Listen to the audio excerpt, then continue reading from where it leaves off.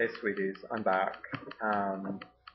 It's a really interesting experiment because I managed to record that and get it up to YouTube in, I don't know, about 20 minutes.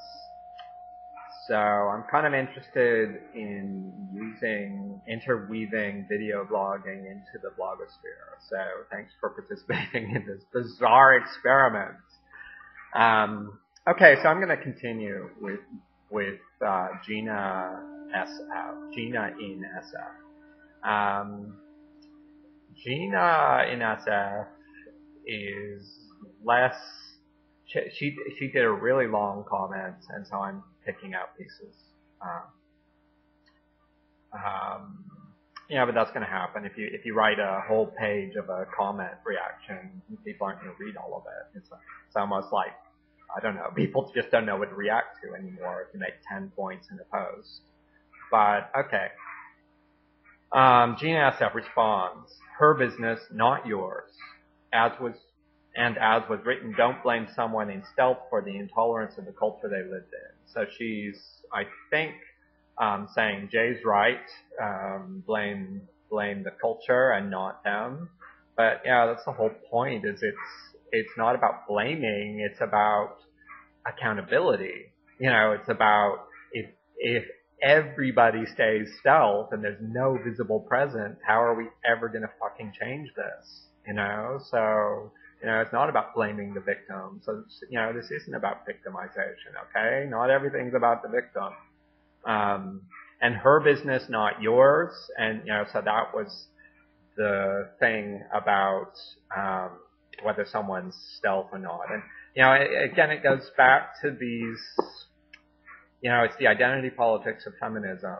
And I don't know exactly where to look, but, it's become a dogma that, the way forward is everyone to just talk about themselves and nobody else, and, it's almost like it's poststructuralism gone bad, it's like everything's relative, so we can't talk as a group anymore, and, no collective action is possible anymore. Okay, then she goes on later, my issue with your essay, she's talking to Monica, is you don't take into account the individual identities of the people involved. Again, this is the trope, this is the idea which keeps coming back with, this strain of feminism, which I'm calling victim feminism, but I'm not really sure that's an appropriate word, because it's a very different critique than naomiwolf's. Wendybrown, it's kind of a Nietzschean critique of identifying as a victim. It's a will to power critique for anyone who's read Nietzsche. I'm picking up my Nietzsche. I think it's very interesting here. My issue with your essay doesn't take into account the individual identities of people involved. Some African Americans might have lived in stealth because they ultimately internally identified more with white culture and identity. Perhaps they weren't up for the complexity involved hanging a foot in both worlds. So on a certain level, of course, this makes sense. Each person has to make their own decisions. But, to go to those people who left the ghetto by pretending to be white and endorsing white culture and being a pillar of the racist white practices, sure, there's some individual, they make their own choice, but we can also look at them as part of the collective. They made the problem worse in a way by not sticking around and not showing a different face of African American. And, I'm glad they got over it. I'm glad the gays got over it too. So let's face it, there have been many out trans women who have been murdered, and who is anyone to say that someone who prefers the safety of imperfect stealth solution is somehow wrong-headed? Who are you to judge? So, again, this is the standard critique in, politically correct feminism, which is, you can't talk about me, you can't talk about them, you can only talk about yourself, which, it makes sense.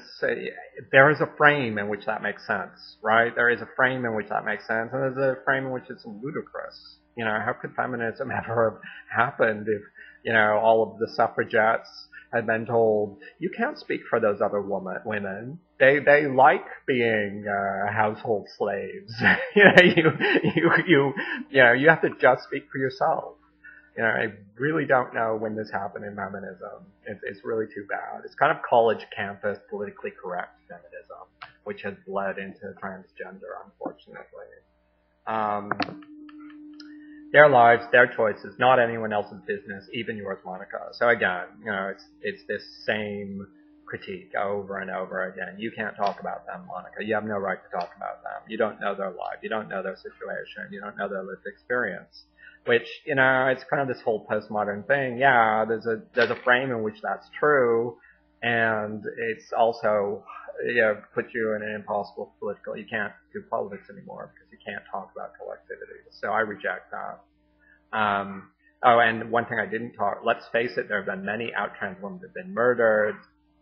And so, but, that's the whole point where this is different from African Americans is, there were the African Americans who were left behind and those who left the ghetto by faking, whiteness.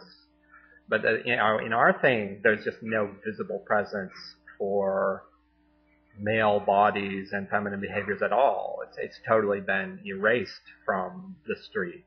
So, you have this whole group of us, and, I claim that we are the same type of being. A whole group of us have gone stealth, and the rest of us are in the closet as males. There's nobody on the street. We're invisible. We're completely invisible. So yeah, if one trans woman gets exposed or comes out, her life is in danger. And if one crossdresser like me goes out, we're in danger. It's only if we all act collectively that we can change anything. Okay, so that's where this is about. This is a call to collective action.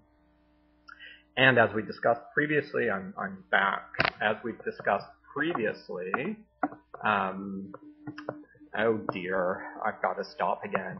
I'll be back with next part.